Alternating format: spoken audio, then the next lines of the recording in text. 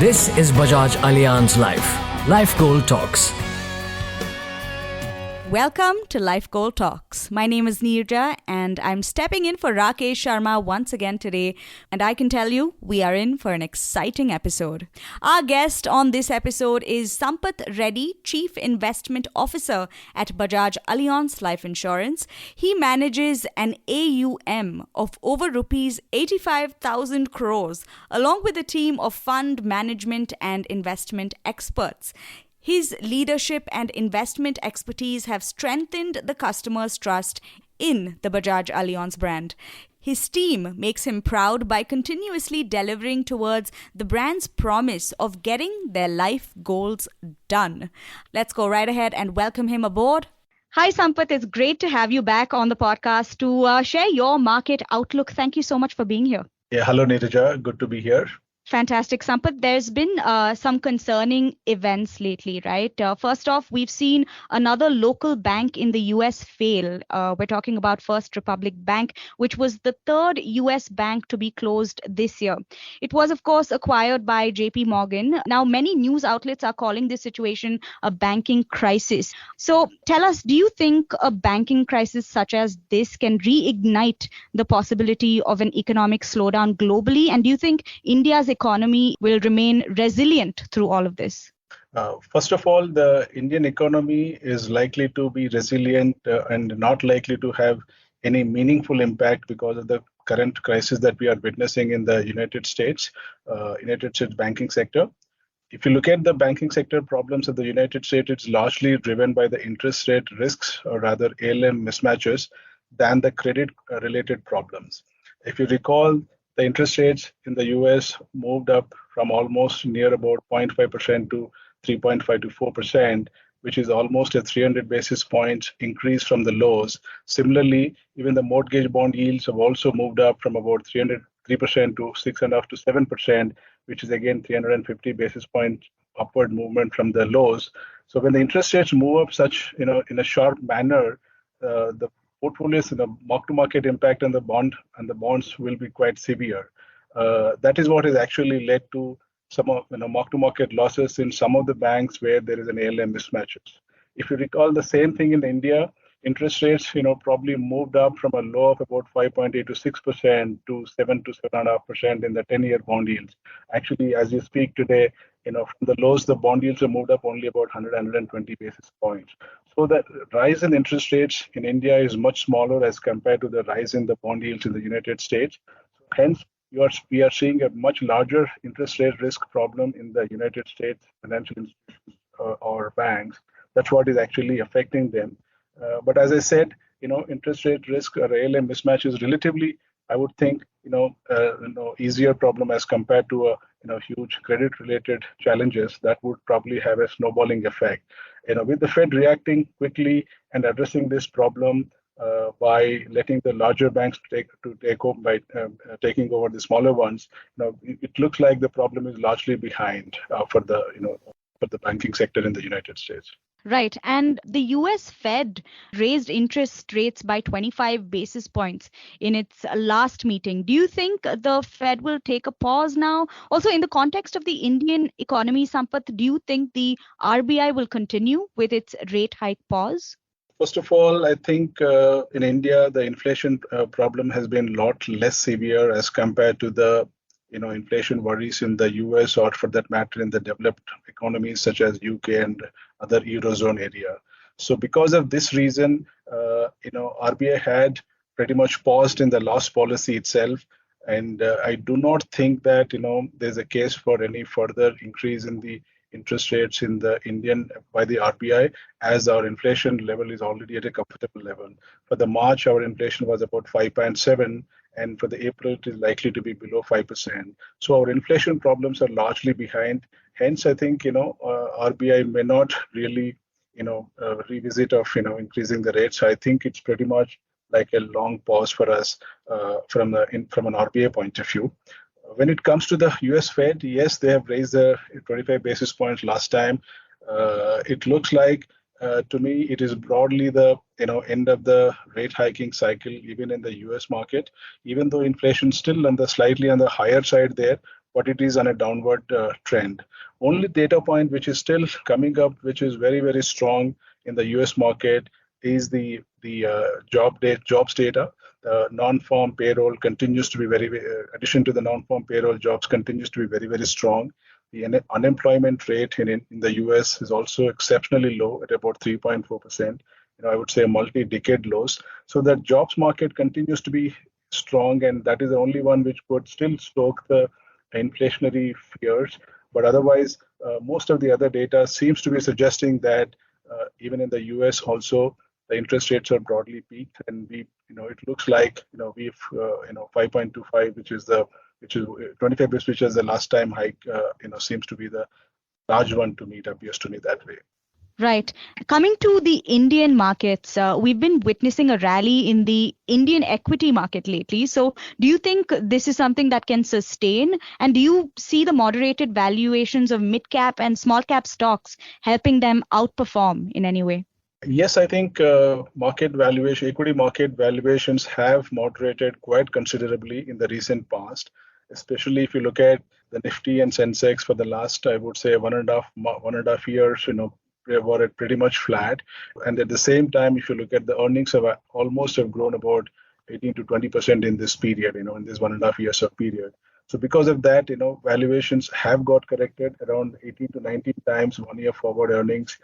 It looks to me, even though they're slightly on the higher side than the longer term average, but from the peak, we have corrected a bit in terms of valuations wise. Given that the macroeconomic where we are in today, in terms of picking of interest rates and the picking of GDP growth rate, the current valuations I would think would sustain and may not see a further derating in the valuations. Hence, I think Indian equity markets are positioned quite attractively for a longer term investors. Given that last 1.5 years of time correction has taken place, I would think that we have come to an attractive zone. And in terms of interest rates also, they're pretty much peaked, and we are already seeing a downward movement in the longer bond yields. So because of that, I would think that market will begin to give a strong positive return from here on for the longer term perspective.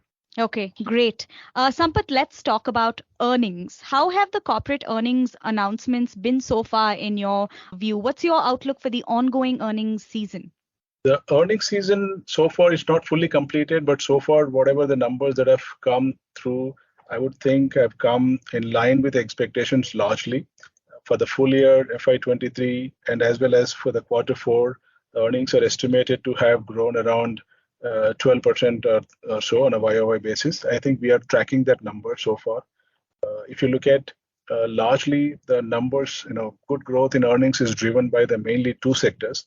The first one is the banking sector, and followed by the automobile. Automobile was largely a sort of a base effect. Last year, auto companies were struggling in terms of volumes and in terms of even on the raw material side.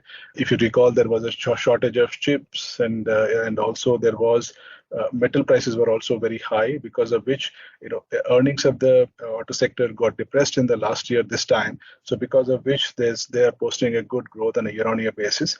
Banking sector has been the standout in terms of earnings wise. Last few quarters, the banking sector has been showing a strong improvement in terms of their names, which is net interest margins, and also the asset quality is also improving continuously. I would say the banking sector is having one of the best margins in the last, I would say, 10 years today, and also one of the best asset quality with regards to its own performance in the last 10 years. I would say 10 years of 10-year lows in terms of NPAs and 10-year highs in terms of interest rate margin, which is what is the banking sector is positioned. In terms of valuations, also pretty much I would say in line with the long-term averages. So this sector is actually leading the earnings growth, followed by the automobile sector, and some of the other sectors which are showing a mixed result, or I would say the consumer, there has been few segments which are showing a better result and fewer slight disappointment. But what is the sort of a big negative disappointment for the earnings season is actually been IT services. IT services, which had grown rapidly until about a year back, is witnessing a bit of a slowdown. I think both as well as growth and also also on the margin front, they are taking a hit. I think that sector is the one which is slightly has been a big disappointment. Otherwise, most of the other sectors are I would say performance is pretty much, I would say, mixed or in line with the expectations. One final question for you, Sampath. What is your view on valuations and the equity market outlook for investors in the weeks and months ahead? Which sectors, according to you, look favorable at this juncture? Right. So, as I was mentioning today, most of the, on an aggregate basis, equities are trading around 18.5 to 19 times 1 year forward multiples. This is not very, very cheap, I would say, as compared to the long-term average. Maybe last 4-5 year average, if you see, multiples are not that high or in line with the recent average. But if you see a very long period average, maybe 15 years and beyond that, if you see the valuations are slightly in the expensive zone.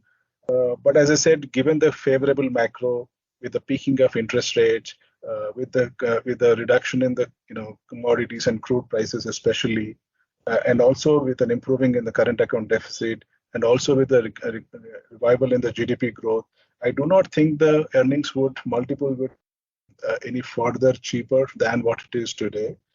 Given that we've already seen some bit of a time correction in the last 1.5 years, for a long-term investor, this level of valuation, I would think, is a good level to buy into. In terms of sector favorites, we've been liking the banking sector. As I said, like banking sector is at a pretty much multi-year lows in terms of NPS and multi-year highs in terms of net interest margins, and valuations at a reasonable level, closer to the long-term average. So that sector looks quite good. And the consumer sector also, from a longer-term perspective, stands quite good. But what is one sector which is still, showing a very good recovery in terms of earnings growth is actually the industrials and infrastructure. The capex driven by the government is actually leading to the very strong order inflows to some of the industrials and infrastructure sector.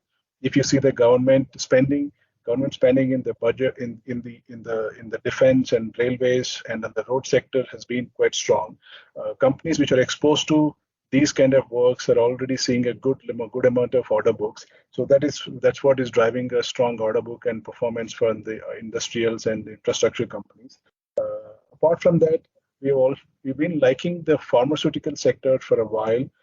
We think domestic pharma continues to do well, but what was dragging the pharma sector was the US generics. It looks to me that the kind of data point that we are seeing, the pricing pressure in the US generics business seems to have bottomed out. So the pharmaceutical sector, which are predominantly export-driven companies, are also looking attractive for us. Fantastic. Thank you for taking the listeners through all the nuances, Sampath. It was great having you here today. Thank you. Thank you, Neeraj. That brings us to the end of another episode of Life Goal Talks that was insightful and gave us a more thorough understanding of the economy and its trajectory for now. Catch more conversations like this one only on this podcast. Until next time, it's bye-bye. The views expressed by the speaker in the podcast is not to be construed as investment advice, and listeners are suggested to seek independent financial advice before making any investment decisions. For more details on risk factors, terms and conditions, please read the sales brochure available on www.bajajallianz.com carefully before concluding a sale.